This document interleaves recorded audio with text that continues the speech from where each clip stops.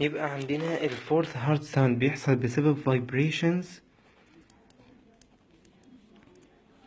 الفايبريشنز ديت set up او بتحصل set up by blood rushing from the atria to the ventricles during atrial systole. تمام. بسبب كده اللي بيحصل، عشان كده الاتريا الفورث هارت ساوند it is pre-systolic and not differentiated from the very close and much stronger S1. علشان كده الفورث هارت ساوند بيسمى بري-سيستوليك لان هو دوت اللي بيحدد بداية، او مش بيحدد بداية، بيشير السيستوليك هيبان ان بيبدأ عملية السيستوليك عن طريق الاتريال سيستوليك. والفورث هارت ساوند بيتسمع بسبب حالتين باثولوجيكال. الفورث هارت ساوند is normally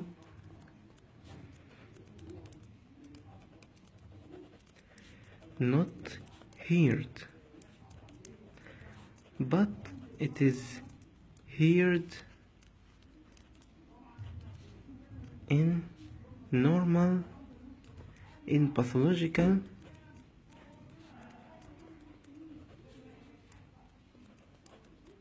condition like mitral or tricuspid stenosis. يبقى عندي الفورث هارت ساوند نورمالي هو ما بيتسمعش، لكنه بيتسمع في الحالات المرضية in the pathological conditions like mitral or tricuspid stenosis، لما يحصل ضيق في التريكاسبيد او الميترال فالفز، وبالتالي يعني بيكون بلاد بيواجه مقاومة اكبر علشان يخرج من الاتريا للفنتركل، وبالتالي بيسبب فايبريشنز.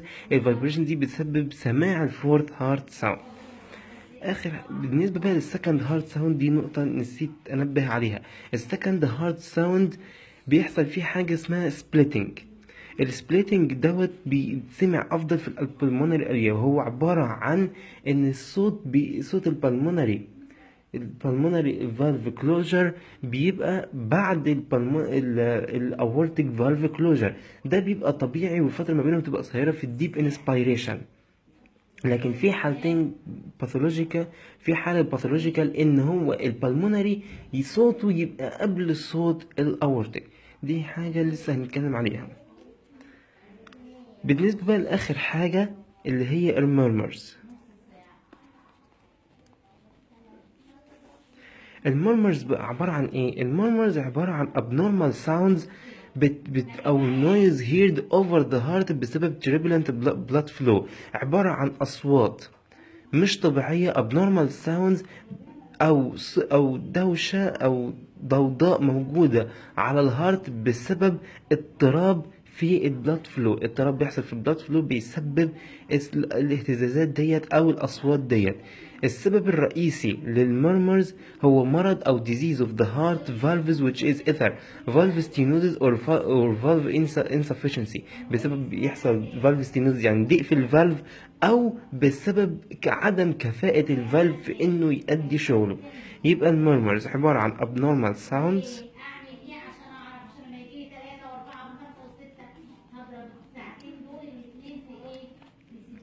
abnormal sounds or noise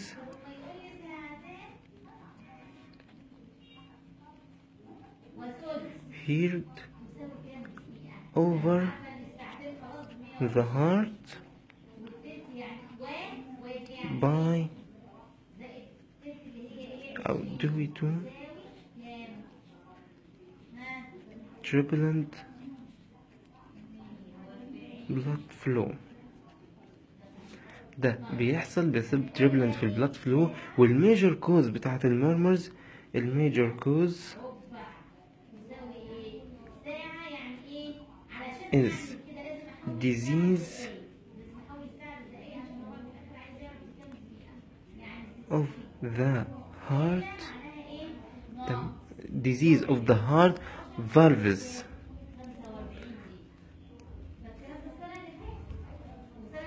which is either valve stenosis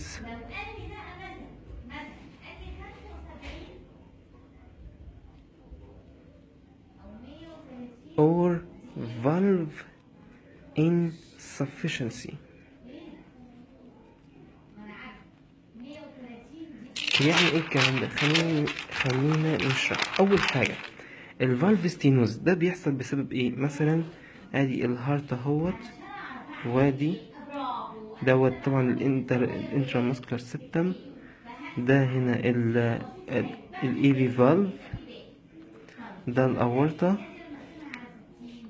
وده هنا في فالف، وطبعا ده البلمونري، وادي الفالف الموجود هنا. اول حاجه فالف ستينوزز بتبقى بسبب دي بيحصل في الفالف، يعني ان الدم لما يجي يخرج المفروض الدم بيخرج بشكل طبيعي لحد الفنتركل، هنا الدم بيبقى موجود كله خلاص هنا، لكن اللي بيحصل في الحالة ديت ان الدم بيفضل فيه جزء موجود هنا بسبب الهاي ريزيستنس اللي بيقابلها البلاد اثناء الفالف ستينوز، بتكون المقاومة اكبر.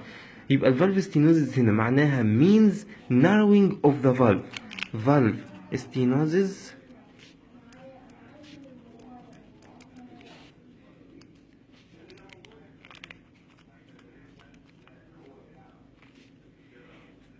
means narrowing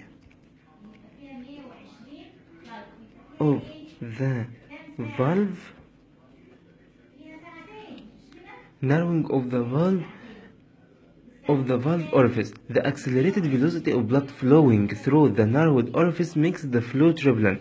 يبقى اللي بيحصل الفيلوسيتي الاكسلريتد فيلوسيتي اثناء الفلوينج through the narrowed orifice بتعمل flow turbulent. يبقى اندفاع الدم في الفالف الضيق دوت بتسبب الفلو تربلنت. بعد كده الفالف insufficiency بقى هو عبارة ان الفالف مش قادر يؤدي وظيفته، بمعنى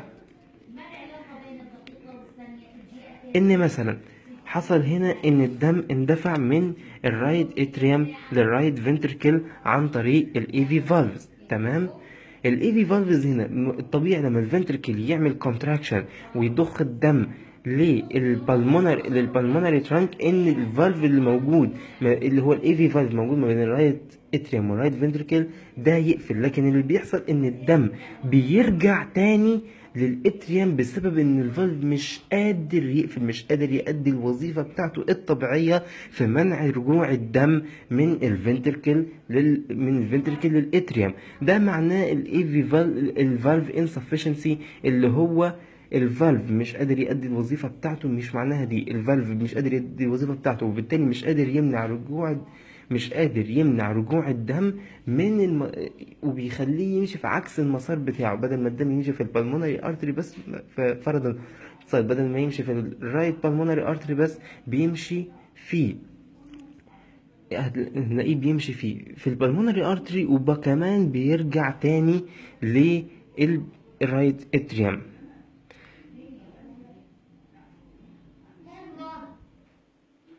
بالنسبة بقى للمرمر فليه 2 تايمينج.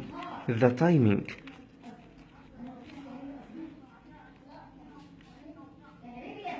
of the murmur the time of the murmur is either during systole or diastole is either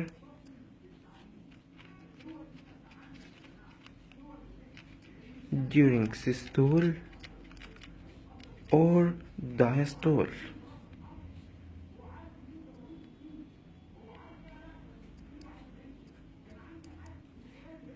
اللي هو الدايستوليك مurmur، ده اسمه الدايستوليك murmur، والسيستول اسمه السيستوليك murmur. اسباب بقى عندنا بقى في 2 اللي هما causes of systolic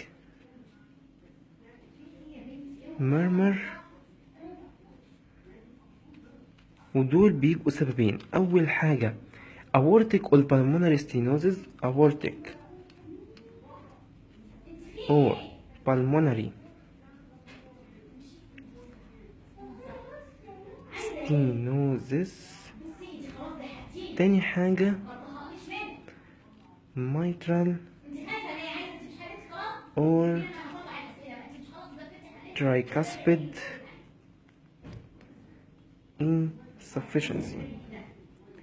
اشمعنى دول اللي بيحصلوا في السيستول؟ لان بمنتهى البساطة الاورتيك او البلمونري استينوزز في السيستوليك مورمر المفروض ان الاورطة او البلمونري بيبقوا موجودين بيبقوا مفتوحين ساعة السيستول، وبالتالي في الكونتراكشن في السيستول بيكون كمية الدم اللي رايحة للاورطة قليلة بسبب الريزيستنس الكبيرة وان الدم كله ما بيروحش.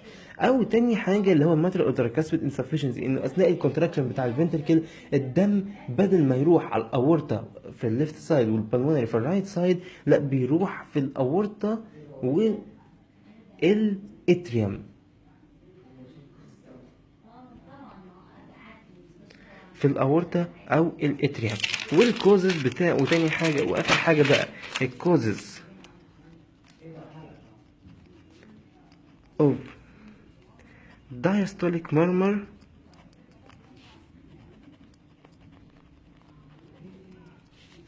اللي هم aortic الصفحة كلها هتعمل ايه؟ انت بتقول هتعمل ايه؟ or pulmonary insufficient، العكس هنا sufficiency. وتاني حاجة mitral or tricuspid stenosis. هنا بقى العكس، لانه في اثناء الدايستول المفروض الطبيعي ان الاتنين في الاورتيك او البلمونري يقفلوا وبيمنعوا رجوع الدم للفنتركل، لا هنا بيحصل ان في اثناء الدايستول الدم بيرجع للفنتركل.